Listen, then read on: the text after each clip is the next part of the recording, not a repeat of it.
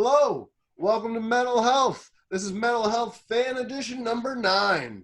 We're almost into the double digits, and I love this guy. Yeah, this is Rick Scott. I always screw up last names. Don't worry about it. Yeah, don't worry about it. Yeah, we just won't worry about it. It's Rick Scott, as far as everyone else needs to know. What's going on, bro? Rick. Say hello. How are you? Oh, good. Because you're not just talking to me, you're talking to the people who are going to be watching this, too. And we are going across the country between Southern California and Canada. How you doing? Yeah. I'm just happy to have you on here. I've wanted you on here for a while. We've been friends that have been talking over social media, and yeah, I'm happy to have you on here. I really want to hear some of your perspectives. You're a really cool guy, and we'll talk about it. Let's bring up I know you went to the final Slayer show, and on that tour, do you want to talk to us about that a bit? That aside from the crazy things that occurred that night, I'd been a Slayer fan since, when they first had their LP, Show No Mercy, come out. And I was a young pothead on a dirt bike and bought it, and back in junior high school. And it was quite of like a turnaround with, just really a throwback to when you were a kid again. And I'd seen them quite a few times with my wife leading up to their final show at the Coliseum in LA. And so that just was an amazing night altogether. But there was one funny incident I'd like to talk about with, I'm sure you probably follow Paul Bastoff on Instagram or whatnot. When he used to post, before the shows, he would hide drumsticks, throughout the concert venue.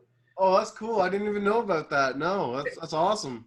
And whoever found the sticks, he brought them backstage and all that stuff. So I was on Instagram, sitting in the seats before the first band came on and waiting.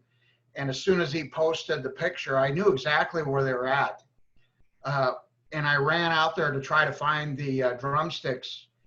And I got to the place where they were at, and the table was occupied by a bunch of dudes. And remind you, this is in East Los Angeles, okay? A bunch of dudes that looked like they were part of MS-13. And I wanted to have a nice night. And they go, they're not here. They already knew what I was looking for. And okay, that's cool. And went back to where my wife was sitting. And I said, I looked for the drumsticks. I knew exactly where they're at. But I wanted to have a nice night and not compete with anybody for them. So, hey, but amazing evening. They couldn't have had a better show with Ministry. And, the Pantera band with their lead singer. Tom Selma? Yeah, just a phenomenal show that night, even with Primus. So, yeah, it was great going from a 13-year-old kid buying their first album to finally seeing their last show. It was amazing to witness throughout your life right there. It was pretty awesome. Yeah, that's awesome.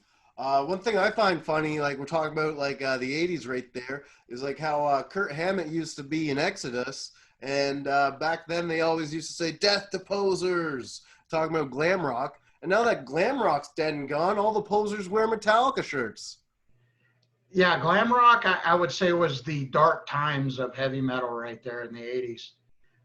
And this is where I think everybody shifted to the thrash side with Exodus and Metallica and Slayer. Motley Crue really, and Poison were the two bands that really, poisoned the well with metal music as a result of the parents were, instead of focusing on the music and just the emotional, aggression of metal, they focused more on appearance. And I thought that was just a huge sellout back in the 80s, big time, man. Yeah, and then all the bands that got propped up, and then as soon as everyone realized, hey, this is stupid, they just fell to nothing. But that was kind of like the beginning of actual metal, That was essentially the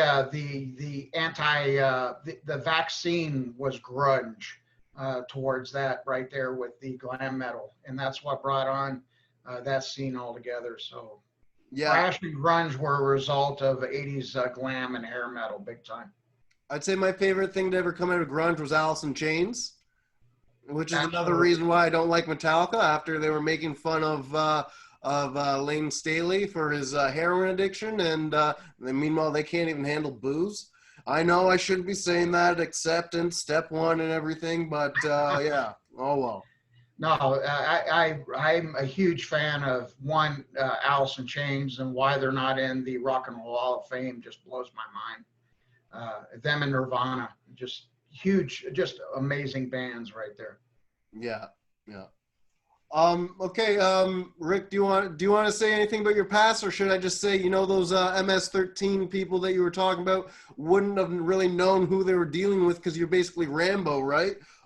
What do you think about Five Finger Death Punch being considered army metal? Like, and this is coming from a Marine, everyone.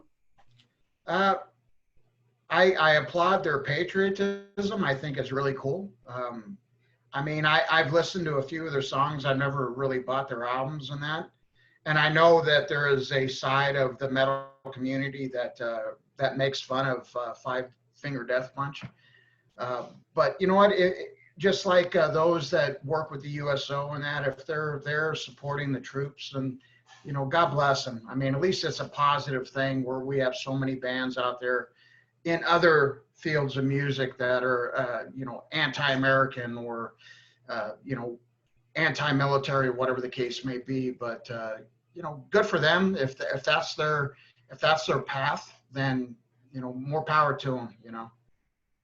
All right, thanks. That does make them look a lot cooler than I thought you were gonna make them sound. But No, I mean, if there's a band that's willing to travel all the way to Iraq and Afghanistan, where a lot of bands aren't, and play for the troops, that that I commend them for their courage. I mean, good on them. okay, that's cool. Especially considering bands like what was her name? What was the name? The band in Iran that had to leave before they got in prison for 15 years. Arsene Yeah, or something like that. I did a rant about it Arminus, before they ran away. So yeah, Arminus, I believe. something like that. Yeah. Yeah, But good news, they got out of Iran before they were imprisoned for 15 years for wanting to absolutely. play and playing the devil music.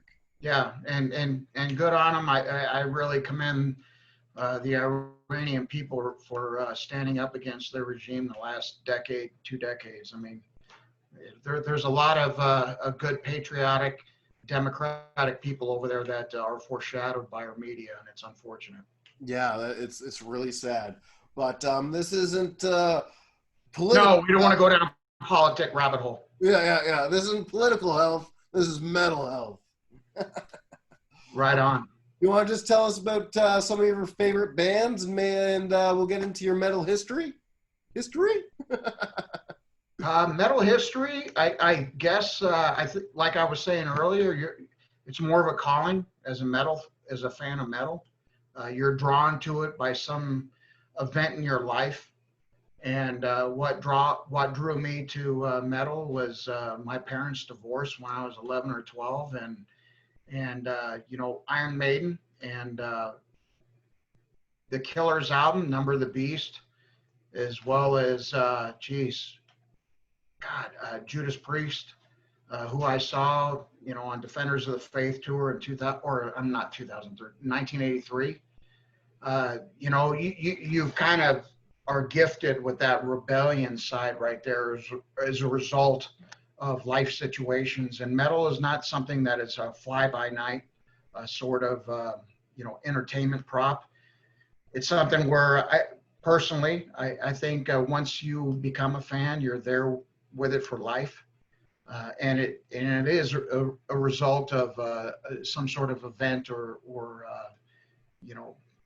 barrier or thing that has occurred that has drawn you to an inward aggression.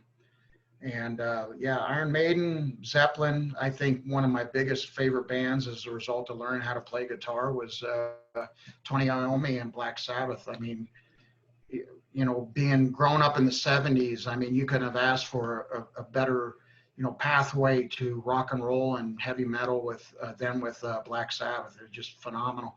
And I've enjoyed every singer that they had with them. And I had an opportunity to see Black Sabbath with both Ozzy and Dio. And I can say that I enjoyed Sabbath with Dio the most as a result, because when I saw him with Ozzy, he was just drunk out of his mind. So he wasn't on his best performance that night. Whereas Ronnie James Dio was just, I mean, literally blowing the back seats out of the stadium with his voice. And just what an amazing band. And we are truly blessed with Black Sabbath. I truly agree. I saw the Heaven and Hell tour. I think it was 2008 in Ottawa, and I actually have got the Tony Iommi pick from that show right there. No way. Yeah, and Very cool. so that was awesome.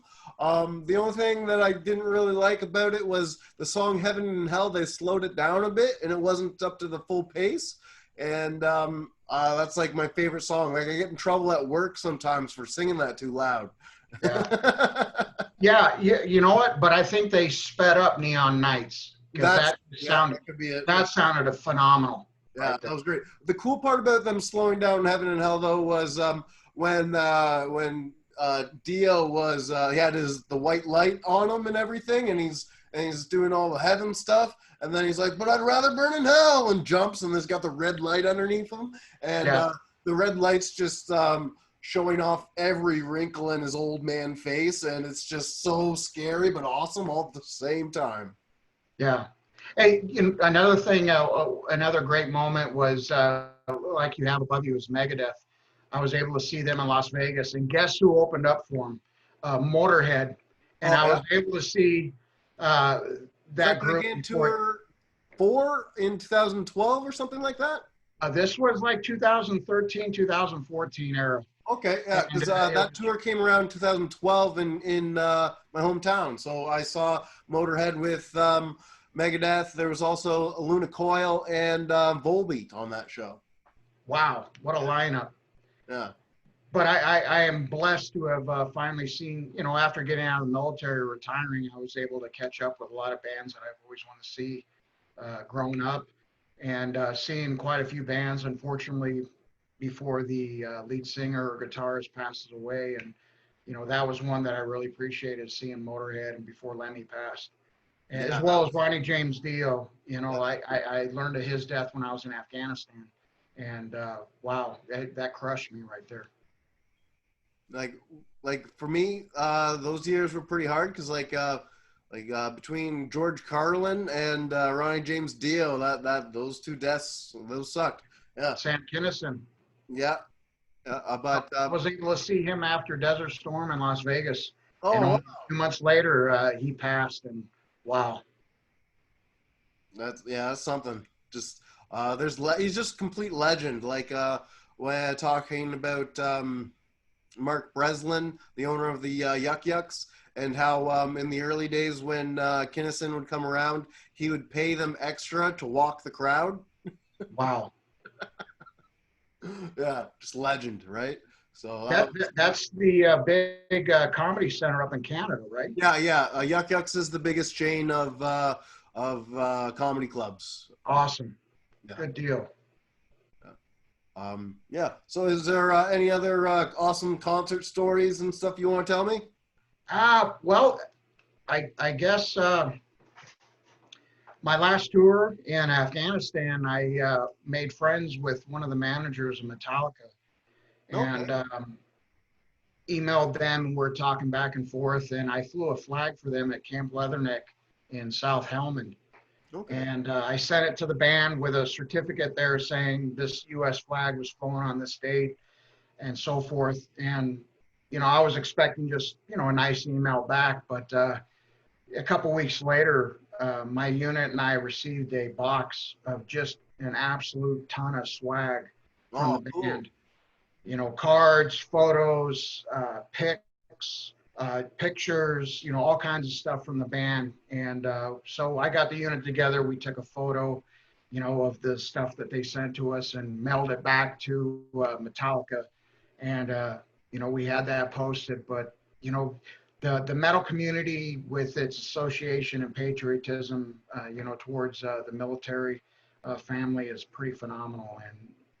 And having worked even with Canadian units there in South Helmand, we had a great time with in Scilab, and it was around 2010. I don't know if you remember the Winter Olympics were going on, and the final game between the U.S. and the Canadian hockey teams were happening. I'm not a And sports guy, but I was around, and yeah, I remember. we were down there with Canada. We're sitting with the Canadian troops out there by a fire pit one night, and we were giving them a hard time because the U.S. had won. And one of the troops just lost his mind, and he was a huge hockey fan from Canada. Came out with the jersey and everything and wanted to brawl. And settle down, man, settle down. It's okay, And but just great times working with Canadian troops over in Afghanistan were phenomenal. They're really cool. All right. I respect Metallica just like one notch more than I did before this interview because of that story. But it's just a drop in the bucket, though. Yes, sir. I've made it clear that I'm a huge Megadeth fan, and yeah, I'm sticking to my guns.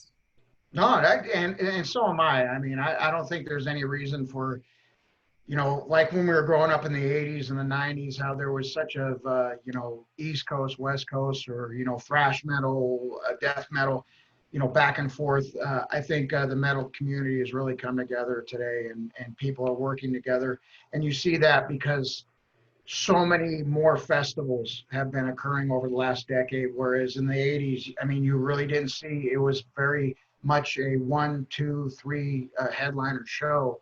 Whereas today, you're seeing so many headliners with festivals over days, over an entire weekend, where bands have kind of put the old 80s, 90s mentality behind them and are coming out and supporting one another. And I think that's phenomenal. And in my opinion alone, that's what's going to keep the genre alive, especially after this whole lockdown, where so many other music, types have collapsed as a result of not being able to play gigs or concerts or whatnot. And I think just the fan support and the metal community, the bands coming together is what's going to keep it alive and make it even stronger when concerts open back up. And Germany has already started, opening festivals back up, and it's great to see that. And I'm just keeping my fingers crossed that we're able to do that here in the U.S. and Canada very shortly. And luckily, I was able to see a very cool concert right before the lockdown. It was Zach Wild, Black Label Society, and Obituary, and just a great show right down the street from where we lived. And luckily, I was able to get one in before this whole lockdown occurred. Yeah, that's awesome. The last show I went to before everything was like last October. Amon Amarth headlined, Arch Enemy at the Gates. Yeah, At the that was. gate, epic. Oh man, the first time seeing at the Gates, it was legendary. I mean, sure, now his voice is all blown out, but I couldn't be there in '95. But I'm just happy to get there eventually. Amazing. Yeah. And that, to me, that's therapy, man. I mean, after being retired, that's what I miss more than anything right now is being able to go take my wife to a nice romantic date to a death or a thrash metal concert and have to be right up front, but I miss that more than anything right now. I really do. Oh, that's awesome. All right. Well, is there anything you want to say or anything before we get going here, Rick? No, Robbie, I keep up the great work. I really appreciate seeing your show, and the bringing the stream with the bands on, but more importantly, the highlighting of mental health, and there's a lot of the groundwork that we have to do, and that's one of the things my own issues with PTSD has brought me towards is being a counselor, a social worker in that field of work, because we definitely need a lot of support in that area. So, you giving support through your podcasts and just bringing bands on and allowing them to acknowledge and, remove that, that idea where you can't speak up with any issues, and allowing others, who've made it big time, speak in this area. It will allow others to come forward and seek help. And I think that's great. Well, thanks a lot, Rick. That means a lot coming from you. And yeah, I agree. But the thing is, like, it's harder to do is just strictly stand-up comedy because people don't know if I'm just joking, if I'm poking fun, or but not knowing that I've been through all this. Like, I jumped in front of a truck. I have the Harry Potter scar, Yeah. and I've been through a lot of shit in the last 8 years. And yeah, the part that I don't like is how you got the people saying you can't say this, you can't say that, even though I'm basing my jokes off of my own experience. And like 99.9% of the stuff has actually happened, whether I like it or not. Um, they aren't always good choices, but yeah, none of them are good choices. But yeah, yeah. We live and learn, and there's no book in life that lays out a pathway with how to be perfect. And even if that were the case, I doubt many would choose it because it would limit us in what it is our experiences are and what shapes us as a human being. And I would never want to be around somebody that has lived a straight and narrow path. I mean, we've all broken the law or broken the rules or whatever the case may be. And it getting to this age of being 50, I mean, it is who you are today, and you wouldn't change a thing. You really That's would. right. All those bad decisions made me what I am today. And as I told you earlier, like 3 years ago, I used to cry because I hated life, and now I'm crying because I'm enjoying it. Like tears of joy. Never thought this would happen. Thank you very much, Rick. I'm very pleased to have you on Mental Health Fan Edition number 9. Fucking A, man. God bless. You too.